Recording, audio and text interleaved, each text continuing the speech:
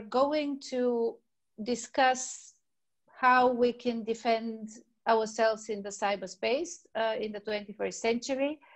I have to say that when we were planning this with Damien, we were talking a lot about Russia, we were talking a bit less about North Korea, and we were almost not mentioning China, and this was less than a year ago. Couple of days ago, we heard the NATO Secretary General talking a lot about China, mentioning China as a challenge for the NATO allies. And somehow I feel vindicated for the fact that we had to shift the focus of this event already a couple of weeks ago. We're going to focus on China's role, but not only. We will talk about Bulgaria's preparedness for cyber attacks and for cyber threats. And I'm very happy that we have two very, very competent panels this morning. Before I give the floor to President Plevneliev to open this seminar, just small technical note. We're going to have very short introductions in the following panels. Then we will have questions and answers, after which panel you can raise your hand. There is a raise hand tool that you probably all are acquainted with by now. You can also write in the chat if you want to put forward a question. And in the meantime, I would appreciate it if you would mute yourselves so that we can eliminate background noises. With that, I give the floor to Mr. Plevneliev, who was the president who basically carried the flag of not only transatlanticism, but also of the cyber issues in the security realm in Bulgaria. Mr. President. Thank you, Vessela, and I continue to do so. I'm very proud to be with you today. Thank you for inviting me. Of course, I'm also a very proud member of ECFR, and thank you for organizing this great conference. I'm an acting, not but a former, but doesn't make me another type of president. When I was the acting president, I decided to strengthen Bulgarian democracy and wanted to organize a referendum. And actually on the very same day, that was 2015, we witnessed the most heavy, the most brutal cyber attack on the Balkans. As a president, I reacted immediately because in a day of elections, the websites of the National Election Commission, of the presidency, of the government were just blocked for several hours. Happily for us, Bulgaria has competence into cyber. We were trying to recover in a couple of hours, and we could successfully finalize our day of elections. Those guys acted in Bulgaria, those guys acted in the United States, they acted in Germany, and it's one and the same address, who in a very brutal and arrogant way was trying to manipulate elections, was trying to weaken our democracies. We started immediately, imposed a kind of a new action plan for a national cybersecurity strategy. We made a cybersecurity laboratory for the Balkans that works even today pretty well. And also what we've done was we appointed a special person for cyber defense at the Ministry of Defense. But when I look back 5 years ago, and now it's 2020, this attack happened in 2015, I don't think we are prepared. I don't think we are ready to counter those aggressive and brutal attacks against our states and our democracies and against the strength of our union. I'm very broadly active, not just Bulgaria, but in the region and beyond. We talk to acting presidents, ministers. We do have networks and former acting presidents and prime ministers. Bulgaria plays an extremely strategic and special role all the Balkans as a transatlantic and pro-democratic and pro-European force. And Bulgaria will continue to do so. And actually, Bulgaria has another role to play by giving an example of strengthening its integration within NATO. I'm so proud that the government today is buying F-16s, is going to buy 3D radars, and is going to definitely together and further with NATO capabilities improve the Bulgarian cybersecurity defense capabilities, but only together. I thank you so much. I hope I will continue helping with lessons learned. I am with you. And of course, now is the time to learn from experts. How can we get better together? Thank you. Thank you very much, Mr. President. This is why we have invited also Dr. Bryan Wells, who is NATO's chief scientist, because we're talking about tech in security, in the security sense. Obviously, there is a strong business angle to this, and I think we're going to discuss this later. But the fundament is, as President Plevneliev just said, is obviously the scientific knowledge that we have. With that, thank you very much, Dr. Wells, for taking part. Over to you. Thank you very much indeed, and thank you for the opportunity to give some opening remarks after that very interesting set of opening remarks from Mr. President. My name is Dr. Bryan Wells. I'm NATO Chief Scientist, and that really brings two duties with it. First of all, I am the Principal Scientific Advisor to NATO leadership on matters of science and technology. And secondly, I chair the NATO Science and Technology Board, which is composed of the research and technology defense directors of the nations. What I'd like to do in a few minutes is give you some background and context to NATO's perspective on new technologies. Back in December of last year, the NATO heads of state and government met in London for a leaders event, and they made very clear in their public announcement that they are addressing the full breadth and scale of new technologies to maintain NATO's technological edge whilst preserving the values and norms of NATO, which we heard Mr. President already addressing. So there's two aspects here to our leaders' statement. First of all, maintaining the technological edge of the alliance, but also preserving the values and norms of the alliance too. I'll cover both of those in my few remarks. On maintaining the technological edge, defense ministers of NATO agreed in October of last year on a roadmap on what they termed emerging and disruptive technologies. These key technologies include data, artificial intelligence, space, quantum, as well as hypersonics, biotechnology, and autonomy. And of course, many of these technologies will be key for cyber and taking cyber science forward. And work is already going on for very many years on the technology side of all of these emerging and disruptive technologies. But NATO is not just looking at the science, which is my responsibility, it's looking at the military, the capability, political, legal, and ethical aspects of these emerging and disruptive technologies.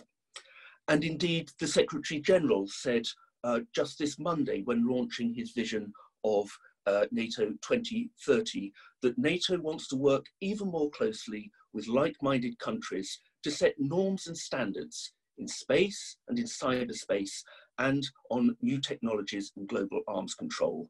This links to the London leaders' statement about preserving NATO's values and norms when we address these new technologies. And as I've said, as chief scientist, one role of mine is to advise leadership on all aspects of science that is relevant to defense and security from both an opportunity and also a threat perspective. And a key part of this role is to look ahead and forecast future trends in science to predict the developments that are of most importance. And as part of our effort to do that, last month we published as a NATO document, the Science and Technology Trends 2020 to 2040. This was launched by the NATO Deputy Secretary General, and he said that it will guide the research at NATO and allies to ensure that we maintain our cutting edge in technology in the years ahead. The report is available on the NATO Science and Technology website. It is deliberately a fully open public document, and I have already discussed it with my counterparts virtually in the European Commission and the European Defence Agency. I do encourage you to take a look at that. I'm very happy to liaise with the organisers of this seminar to give you the web link to that. The report is a product of the NATO Science and Technology Organisation. This is a network of 6,000 scientists from the allies and partners. It includes both government scientists and also scientists from industry and academia. It's the largest international network of defence scientists in the world, and I'm very proud to lead this organisation. The scientists collaborate on research, they share their expertise, their experience and facilities to provide cutting-edge science. At any one time, we have around 300 scientific research projects underway, and the total expenditure every year is around 300 million euros per annum. This covers the full range of defence science and technology, human factors, medicine, modelling and simulation, and of course, all aspects of the cyber domain. I should also add that over recent months, the scientific network has been very active in providing support to the efforts on COVID-19, particularly sharing with nations and NATO how to counter misinformation, and also reducing the lifespan of viruses and laser testing of saliva samples.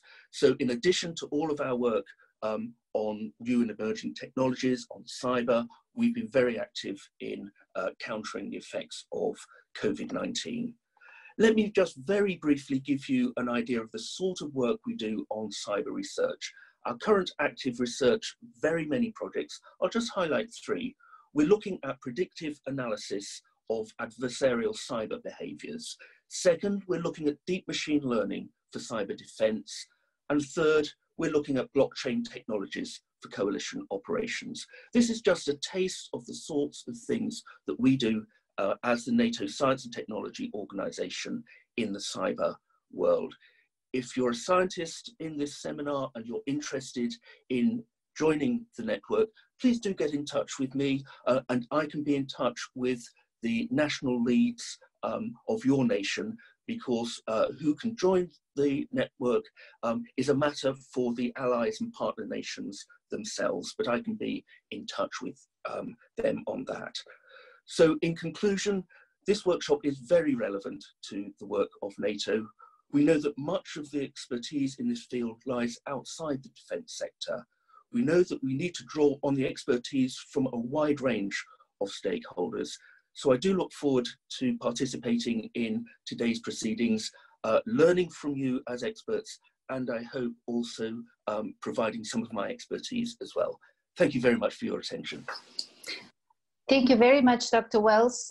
With that, I give the floor to the moderation to my colleague Tania Lessenska. Thank you, Vessela. Hi, everyone, and thank you for being with us today.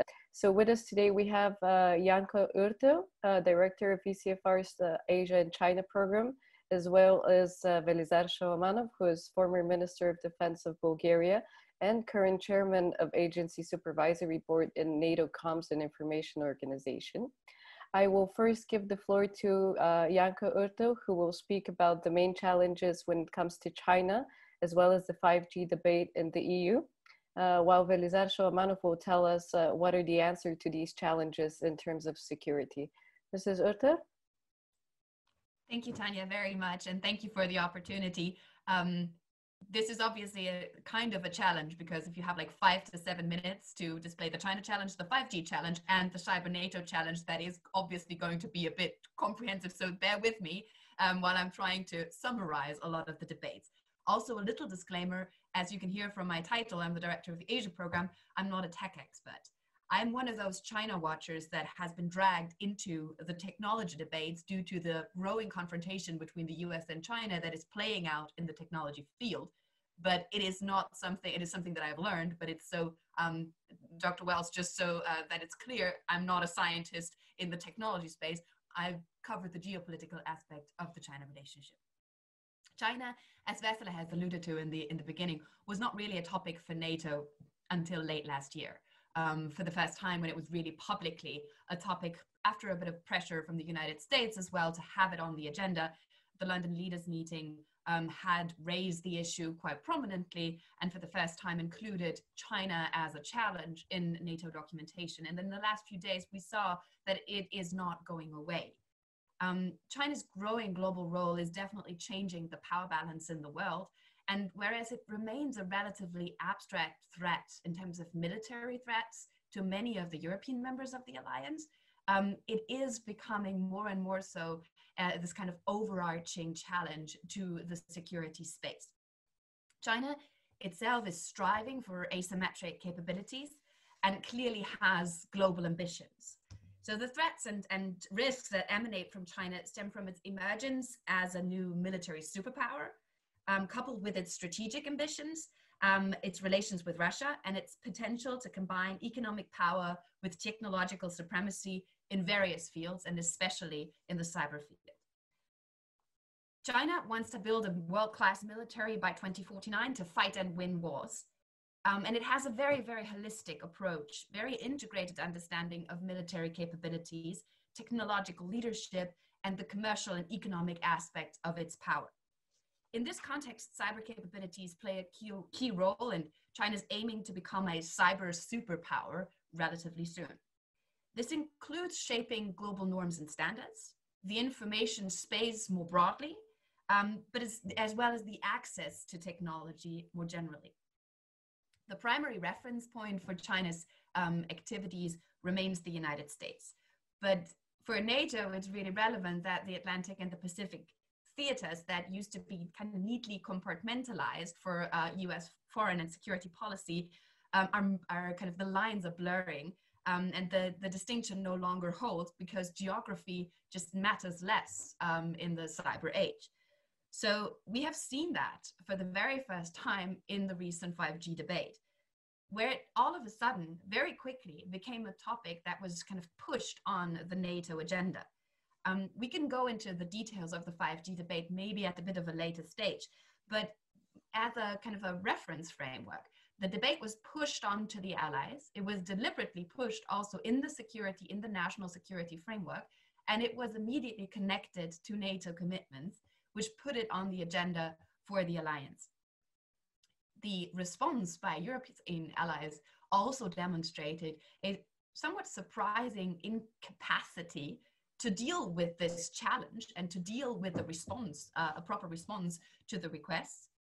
But it also demonstrated an incapacity of the United States to clearly articulate the military challenge that it implied. And that was a problem that was kind of feeding into the discourse in various ways in the European debates as they unfolded. The weapon systems in a highly interconnected modern warfare environment are extremely vulnerable to cyber attacks in a conflict setting, but civilian infrastructure is just as much an excellent target and a key source for intelligence, espionage, and disruption. With the coronavirus, we have seen yet again the problematic dependencies that have emerged through highly integrated supply chains in the technology field.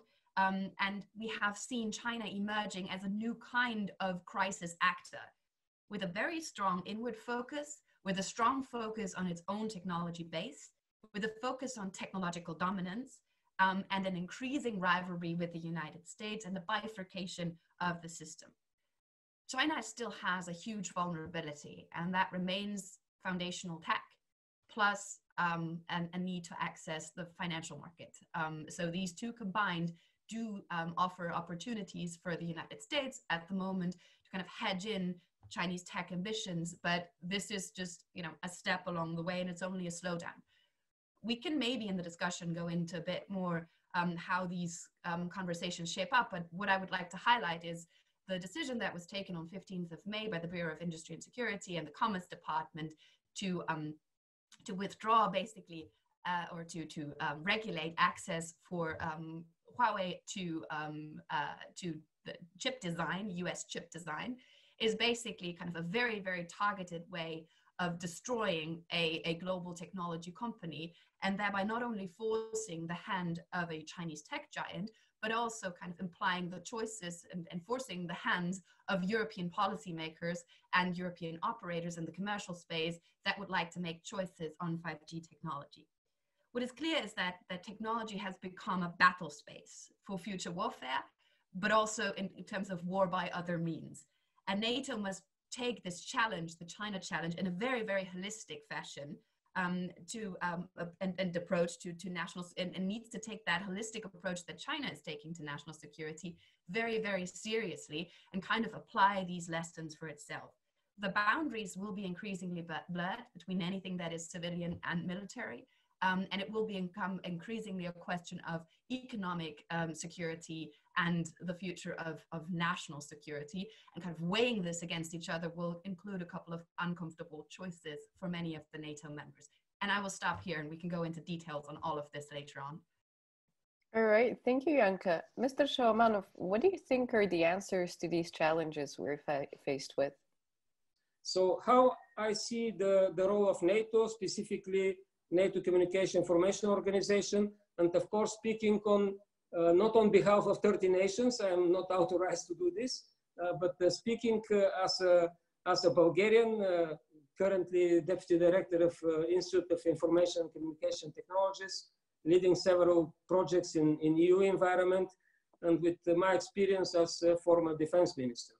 So first, we really need to further excel in building this One Tech NATO, and this is one of the initiatives of NATO Communication Information Organization, to be able to federate existing laboratories and to build even stronger capacity for cooperation, for exchange of ideas, and for innovation in the critical areas. There is another initiative coming from NATO Communication Information Agency. It is to train 10,000 cyber defenders in next 5 years using the capacity of NATO Communication Information Academy, just opened in Portugal.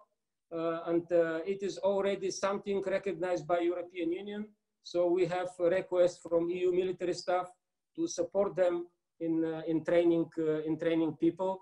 Of course, it will be decision of NATO nations, but this is the way forward. One Tech NATO that is much more capable than any other arrangement on national basis. Second, it is very much related with the defense pledge from Wales, and it is to mobilize more funding, common funding, national funding, multinational funding, and especially investing in new research and development, in implementing capabilities that are using emerging technologies and maintaining this technological edge.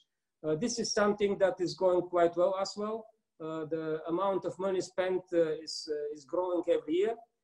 Third element, and it is what we are now working on, is to develop strategic direction and guidance for the next 5 to 10 years, and the vision of NATO Communication Information Organization that will really facilitate the progress in implementing new technologies, and of course recognizing what I said, that innovation is coming from nations, coming from academia, coming from industry. So the organization is just a platform to integrate everything that could bring benefit for NATO as a whole, and to implement it in new capabilities available for NATO structures, but available for nations, in certain aspects available for our global partners even, when we are able to agree on the common goal and share the same values and principles of using these capabilities. Specifically, some words on Bulgarian level. I'm very happy that President Plevneliev was able to address us. But yes, I joined this caretaker government under his leadership in 2014. And the first thing we did is really to appoint a cyber defense advisor to the Minister of Defense, and to start development of Cyber Resilient Bulgaria 2020 strategy that was after that approved by the government under implementation. but the challenges are much bigger. And what now is critical is further to integrate the efforts of Bulgaria in what is going on in NATO, what is going on in European Union. And I will ask Damien to go first because he will give us that answer, right? What is that NATO can do better? There we are. Thank you very much, Vessela, I was saying, and how happy I am to be with you today. Every day at NATO headquarters, I think of your wonderful country, Bulgaria, because I see a car. It's not a French car. It's not a new car, but it is the Secretary General at the time drove in a car very much like it in 1991 during the first visit ever of a NATO SecGen. So a warm hello from me in Brussels. Today I want to speak about cyber and the role of NATO, and I'll tackle Vessela's question at the end. NATO isn't immune to the vulnerabilities everyone feels about operating in cyberspace, obviously. And it is threatened by cyber actors every day. NATO is acting in the face of these developments politically, conceptually, and militarily. And let me take each in turn briefly before I want to suggest a few challenges going forward. So politically, NATO has recognized the challenge some years ago. Consider that at the Bucharest summit in 2008, allies agreed a declaration in which the word cyber appeared just 6 times. 10 years later, in 2018, at the Brussels summit in 2018, they mentioned the word 27 times. And in between, allies agreed a cyber defense concept, a cyber policy, and an action plan. Allies acknowledged that cyber threats to the security of the alliance are becoming more frequent, more complex, destructive, coercive. Then they recognized cyber defense as a core task of collective defense, affirmed that international law applies to cyberspace, and committed to a cyber industry partnership. After that, they agreed to a cyber defense pledge to enhance resilience and recognized cyberspace as an operational domain for NATO. This was at the Warsaw Summit just 4 years ago. Just last week, allies, you might have seen on the website, reaffirmed NATO's defensive mandate and their determination to employ the full range of capabilities, including cyber capabilities, to deter, defend against, and counter cyber threats. So you see allies being quite involved politically. Conceptually, cyber attacks can aim to disrupt, to spy, or to steal. And this by states, non-state actors, and by state-sponsored non-state actors, if you will. Cyber defense operates along a 3-step cycle: detection, obviously, attribution, which is always in NATO a national responsibility, and response, which is subject always to a political decision. At the NATO level, cyber defense relates to the protection of NATO-owned networks, which ultimately are there to guarantee the resilience of political consultation and decision-making, and the integrity of the NATO command structure. At the national level, the cyber defenses of our military establishments typically aim to protect national digital sovereignty, by which I mean military capabilities and the sensors needed to evaluate a developing situation. Allies also protect their capacity to act together as an alliance. Militarily, NATO is an alliance with a defensive mandate, you know that. It aims to be ready, resilient, reactive. Its central tenet is Article 5, which allies have found could be triggered by a cyber attack. Structurally, allies decided in 2018 to create a cyberspace operations center as part of the NATO command structure. In terms of readiness, NATO supports, facilitates, or organizes regular cyber exercises, specifically through 2 annual exercises. The first is Cyber Coalition, and the second is Locked Shields. Cyber Coalition takes place in the fall. It unfolds over 5 days. It is the NATO flagship exercise of the year on everything cyber related. In 2019, it brought more than 900 cyber defenders from across allies and partners, including the European Union. Locked Shields is organized by the Center of Excellence in Tallinn, and in spring 2019, it brought 23 nations together and over 1,000 experts. The French team won, I'm very proud to say, closely followed by the Czech Republic and Sweden. So you see NATO being quite active in both political and military terms. Its aim is to work with others to create a rules-based, predictable, open, free, and secure cyberspace. So much for that. But let me, before closing, outline quickly 3 long-term challenges for NATO and its allies as I see it. The first is the capacity of NATO and its allies to have the right human resource. So Dr. Wells spoke about this a little bit, but as developments in cyber are increasingly civilian, so are the recruits increasingly coming from the civilian world. And this brings a very special challenge to it. Cyber is an operational domain, we've said, where conflict is possible. How does the NATO doctrine understand the use of civilians in potentially military functions? How do we attract talent in sustainable ways? So there's a human resource element there. A second challenge is our definition of victory in cyber, it seems to me. NATO is political and military. Politically, its DNA is consensus building, and success is typically defined as the preservation of unity through the vicissitudes of history. Militarily, victory is a battle of wills, and it is about prevailing against an adversary. So what is different or potentially similar in cyberspace? Is conflict still a battle of wills? Is deterrence effective? How is victory defined? Finally, let me touch on a third challenge, which relates to the notion of ethics, which was brought up briefly earlier. How do we measure cost in cyberspace? So cyber conflict can lead to destruction, we've understood that, to economic costs, clearly, even to death, potentially. Yet the cyber soldier, if the term even applies, hardly risks his or her life by engaging in cyber conflict. Or does he? Does she? What is different then if the cyber operators aren't putting their lives on the line?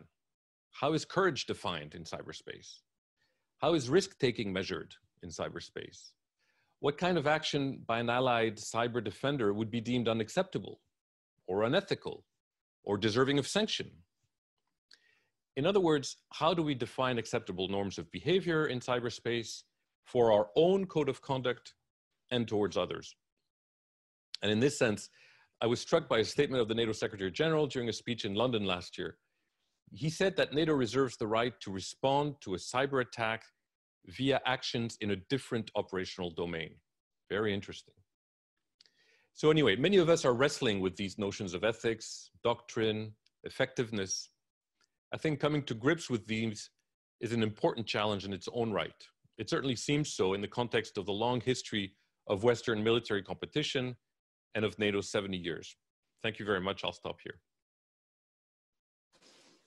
Thank you very much. I think your 3 challenges are something that we could also start our Q&A with. But before that, I will turn to, I guess you would call him a talented civilian, to quote you, Bozhidar Bozhanov, somebody who worked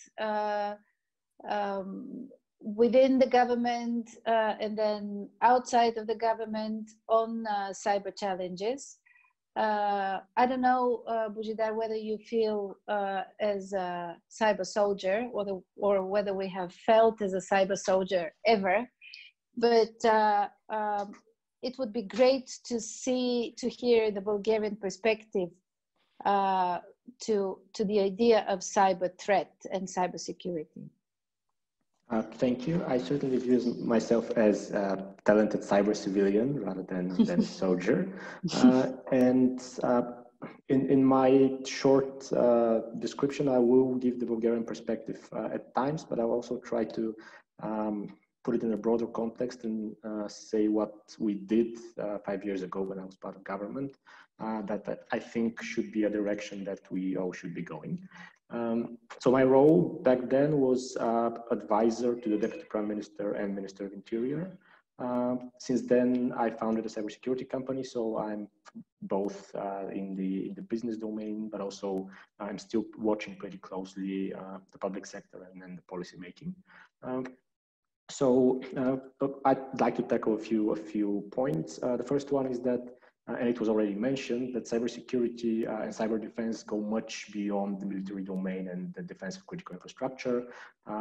It spans practically everything. One example, when allegedly China hacked the Marriott hotel chain, and previously, probably again them, hacked the Office of Personnel Management in the US, they were able to combine those records and be able to pinpoint every federal employee's travels abroad if they obviously used one of those hotels. So is a hotel chain critical infrastructure? Well, in cyber domain, maybe. Hacking an email service used by a politician does and obviously has pretty significant effects on the political climate in a given country. So is an email service provider critical infrastructure? Probably likely again, although it doesn't fall into that category if we look at it. But my point is we can't miss anything. We can't focus on one thing and miss even an online web shop. Although that might be an exaggeration. Another point I'd like to make, GDPR put into law the concept of privacy by design. We need to do the same with security by design, because security can't be a patch that we apply after the fact. It can't be an afterthought. Ultimately, we use applications, web applications, desktop applications, things that are our instrument in the cyberspace to do our job, and this is why the cyberspace exists. And we have to protect them by design. We have to apply the best security practices and have a policy of protecting applying these best security practices, rather than just relying on expensive tools to fix that. A very technical example: would we need a web application firewall if the underlying application didn't have secure injections, XSS vulnerabilities, session hijackings, and all of these things? Probably no. But since our applications are not properly designed with security by design, we have to put all of these patches on top of that. And unfortunately, there is not enough market pressure for that. Broken applications and broken software, which again comprises the cyber domain, is all around. And since all of that is part of the ecosystem, businesses can't ignore their responsibility.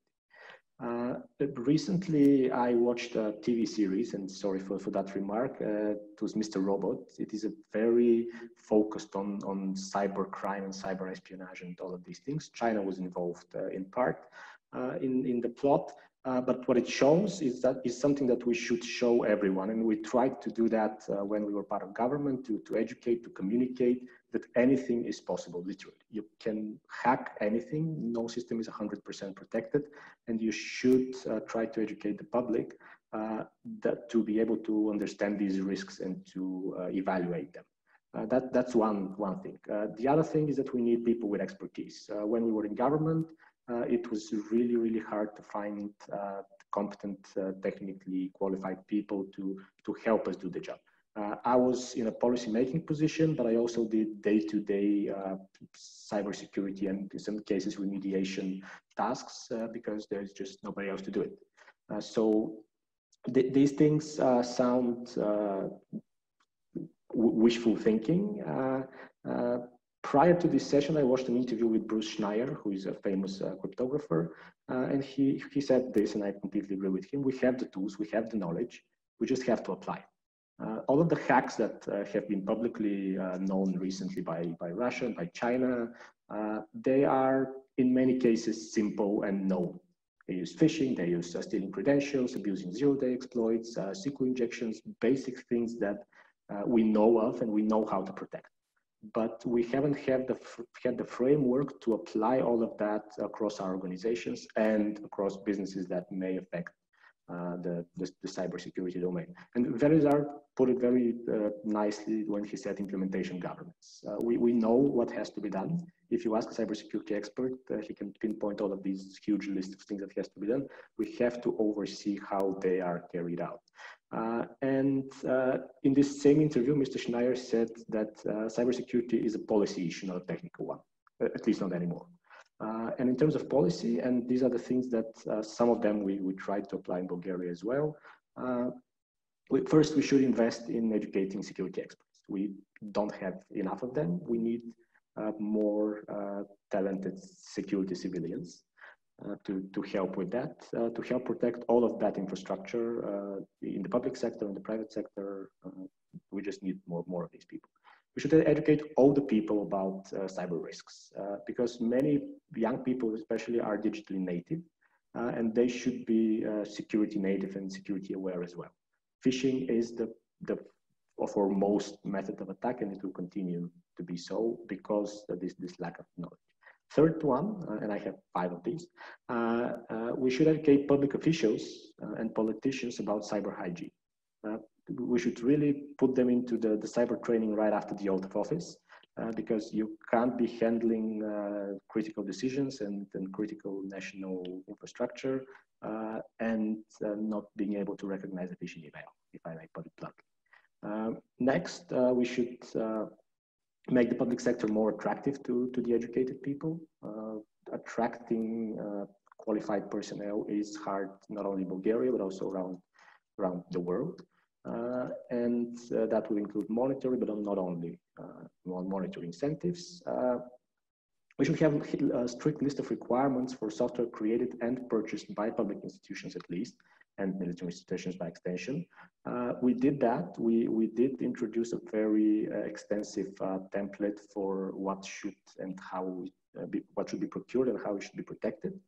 Because without that, we speak about these roadmaps and frameworks and agreements and ethics and all of these very nice topics, but that should be put into an operational document or policy that anyone can apply day to day. So when someone in the National Revenue Agency has to procure a system, they should have the list of things that they should put into the system. Otherwise, we're going to the patching and afterthought thing again. We should, another thing that is very important, we should discourage intentional backdoors planted by companies on request of nation states. I know this is a controversial topic, but it always backfires. We can't rely on that. And finally, collaboration. This is something that has been mentioned many times. Collaboration between allies, between countries is very important. About the incident that Mr. Plevneliev, President Plevneliev said earlier, I was then part of the team. And it's great that he called the partners and they gave the information in a really well fit and properly working collaborative context. His call would not have been necessary. We'll just receive that information out of the way, right away. And this collaboration should go beyond certs. We should define all of these collaboration scenarios and pursue them. And finally, as a closing point, last year there was a popular article that cybersecurity is not very important by a known academic, claiming that the muddling through that is happening now in business and in public sector is fine. No digital Pearl Harbor has happened or anything like that. So I wrote a counter article. And the conclusion was that it is important because we are currently building a very shaky construction of our future, because our future is digital, it is cyber. And if we don't tackle that now with all of these policy decisions, our construction will be very shaky and it will fall, unfortunately, pretty easily in the years to come. Thank you. Thanks a lot. Hristo Gadzhev, who is in parliament, successfully voted and is back with us. Great timing. Thanks a lot. I will now give you the floor to maybe react to the public policy aspect of all of this. How does it look like from the Bulgarian parliament? And I know we have also a colleague from the Greek parliament, so we can have another round after Hristo. Hristo, please. To everyone, yeah. Fortunately, I made it back to the that I can speak with you after because we are still in plenary today. It's really important to start the digital education in societies, even in schools. I'm personally in favor of starting digital classes in schools because people are, yes, digital native, but they are not digital security native. And a lot of young people and people that are influenced, well, not influenced, but fluent with technologies, don't know how to protect themselves in cybersecurity. States are consistently outsourcing a bit of their part to civilian, to the civilian sectors, and to private companies. And that creates two important questions. What is the threshold of privatizing and outsourcing military operations and military capabilities and defense capabilities to private companies? And the second one, which private companies you can trust? And as of any state will have the second question more into scrutiny, and that creates, of course, the 5G question. And this is not that much of Huawei. It's the lack of capability of creating 5G networks within companies from the NATO alliance. They are at this point the leading company of creating 5G networks and is Huawei and the Chinese companies, which are, of course, state-owned. And that is the biggest defense issue on 5G, because you're giving one of the next decade crucial network to be built by another country and to be controlled by another country, and it's still can be decided if EU and American companies can fill the gap in the technology sector, because at that point China is leading in the topic of communication. And as for the cyber, I would like to make a comparison with maritime law in the beginning of the age of discoveries in the 14th and 15th century. It's something new, something that everyone want to exploit, and it's not. It doesn't have a legal framework, an international legal framework. What is allowed, what is not, and there is no international code of ethics or any accord on the topic. Thank you very much, Hristo.